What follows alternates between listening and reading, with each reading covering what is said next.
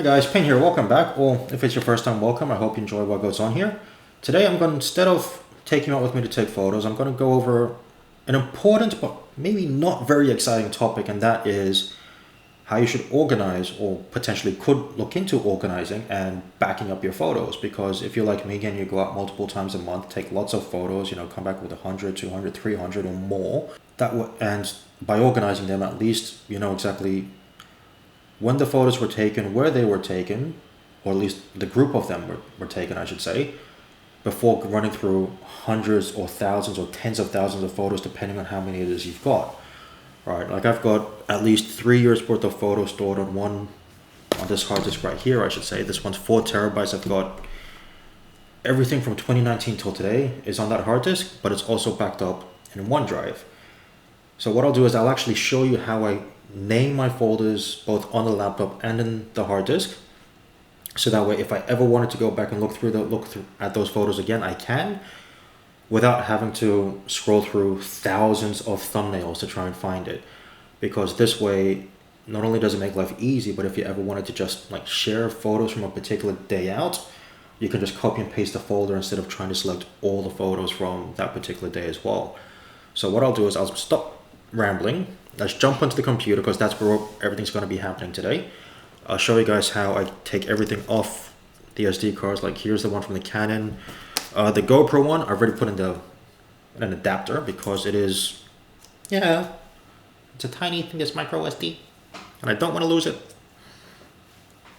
So I'll show you how I get everything off there onto the laptop, but also backed up onto here. And then from there, also how I import it into Lightroom, provided Lightroom doesn't crash. Adobe updated them recently yesterday, and today, for whatever reason, every time I've opened it, it's crashed. So fingers crossed it's not going to crash today. So let's jump in the computer and I'll show you guys how I set everything up. What I'll do is I'll tell you what keyboard shortcuts I use when I go copy paste, but also when I open Windows. Any shortcuts you can find that help speed up your process will make the whole process a lot easier. And that way you'd be more inclined to do it as well. Whereas if it's a tedious, annoying process with 50 million clicks and whatnot, you're less inclined to do so. So I'll not just show you what I do, but I'll also tell you how I do it as well. So first of all, I put the SD card from the Canon in there. Unfortunately, I don't know the keyboard shortcut from Mac, but I'll try and find it for you. But on Windows, if you go Windows E, it opens a new file explorer. I always open two, one for the laptop, one for the SD card. That way it's easy to copy and paste them over. So here we've got this PC and this PC. So on here, I'll open up HDD2. That's my hard disk here on this laptop. We'll go into raw files and we'll create a folder. So I go year, month, day, location. I always use this naming convention. I have since day one, because that way it's always going to be stored chronologically. If you wanted to do it by location and then chronologically, you can, but I prefer looking at it by date, and then that way it always have it the oldest to the newest, or the newest to the oldest, depending on how you've sorted it in Windows or Mac or whatever system it is you use. But inside this folder, we'll go new folder. We'll create one folder just for the pictures and one folder just for videos. And the videos is because I'll do time lapses with the GoPro. I might do a video here of the Canon. But at least this way, regardless of which camera it is, I know this folder's got images, this folder's got videos, and I'm not going to have to look between the two to try and find one or the other. Plus also, when it comes to importing into Lightroom, I don't import videos that I don't need. I only import pictures, and then the video saved for Premiere Pro where I do my edits. So we'll get back to here. Here's the SD card for the Canon. So here you can see I've got the raw files and the JPEGs. I always take pictures in both RAW and JPEG. Well, the whole RAW versus JPEG is a separate debate we can save for another day, but I only take the JPEGs. That way if I ever want to share, like at least with the JPEG off the camera, you can show them. Granted, I could use my phone if I wanted to as well. Put that down quietly. So that's everything from that day. If you're using Windows, Control-C copies, or on Mac, it's Command-C. Bring that here into the images folder, then Control or Command-V, paste it. Gonna let the computer do what it needs to do. Cool, that's done. Let's go back here into the videos, but first, I know on this particular day I did not take any pictures, any videos with the Canon, so I don't need this SD card anymore. And now time to copy over all the videos. So luckily, all the files on this SD card are from that one day, so Controller Command A selects all of it. That way you don't have to worry about using your mouse. Same thing, Controller Command C, go into the next hard disk, Controller Command V, let that copy over and just wait patiently. Cool. Now that that's done, we can so we'll eject that SD card. Now I eject the SD cards and I physically remove them from the laptop before I do anything to these files, because I want to make sure that nothing happens to them.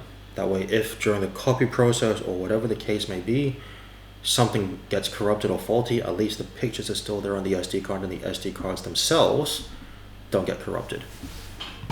So we'll just go back here. First thing I'll do is let's get rid of all these JPEGs. Once they're on the laptop, I'm not going to use them.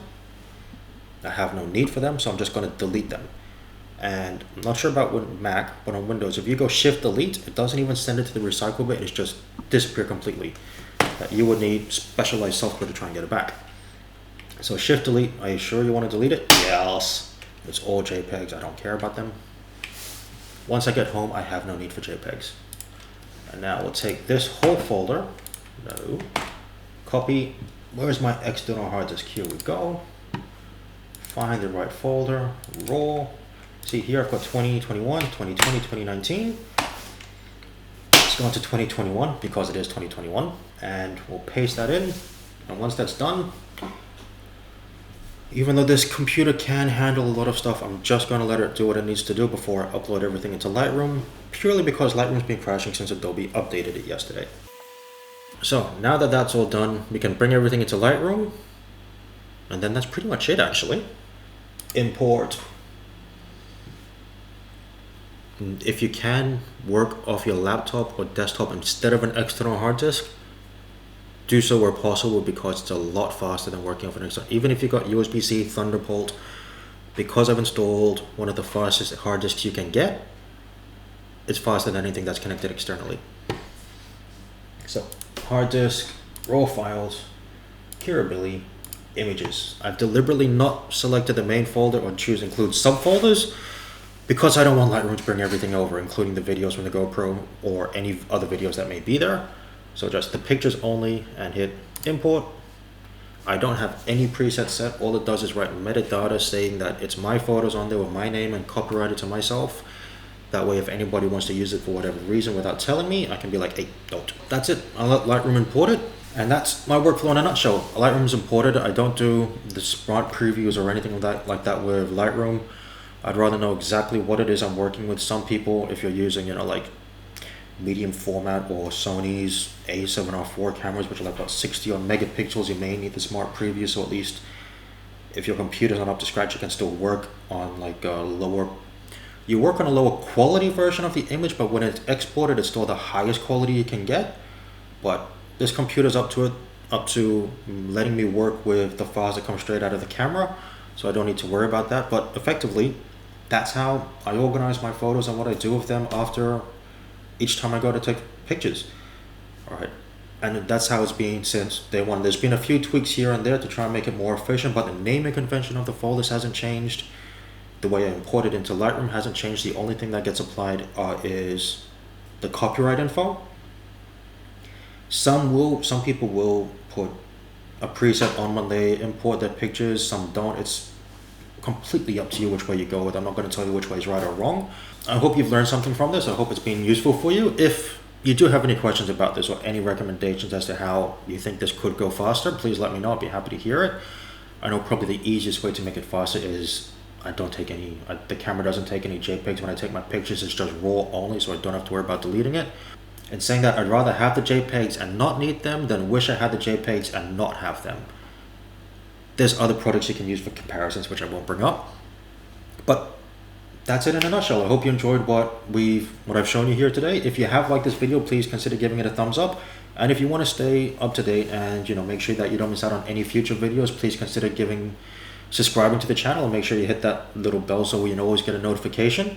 And if you got any questions, leave me a comment, contact me directly through social media, and I'll get back to you as soon as I can. I hope you've enjoyed this video, and I'll see you on the next one. Have a good night.